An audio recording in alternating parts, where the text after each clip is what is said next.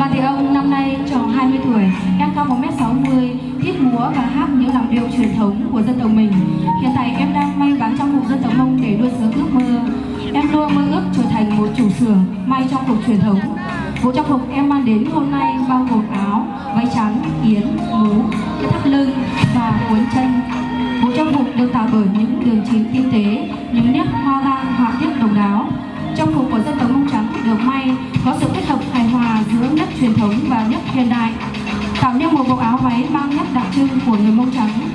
Hàng năm mỗi khi Tết đến xuân về là chị em phụ nữ người Mông lại chuẩn bị cho mình những bộ quần áo mang màu sắc sặc sỡ để đi chơi Tết. Mỗi khi khúc tiết hoa vang đều có những ý nghĩa liên quan vay về truyền thống của các cụ ngày xưa. Sự kết hợp hài hòa trong bộ trang phục đã tạo nên một sắc thái khỏe khoắn, bền bỉ, trẻ trung và bừng lên sức sống mãnh liệt cho những cô gái người Hơ Mông. Em muốn lưu giữ những nét hoa văn độc đáo của dân tộc mình qua những bộ trang phục được may tỉ mỉ, tinh xảo. Em tin rằng trang phục truyền thống không chỉ là những bộ quần áo mà còn là linh hồn, là bản sắc của một dân tộc. Quan điểm sống của em là hãy sống hết mình với đam mê, dù khó khăn đến đâu cũng đừng bỏ ước mơ. Em luôn cố gắng học hỏi, trau dồi kiến thức để có thể thực hiện được ước mơ của mình.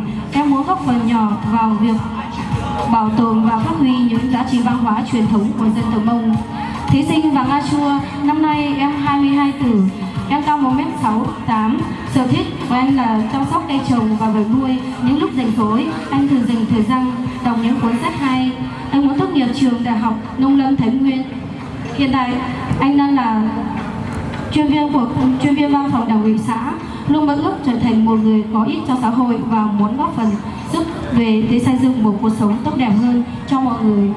Anh luôn tin rằng mỗi người đều có thể làm được một điều gì đó có ý nghĩa cho xã hội, dù là nhỏ bé.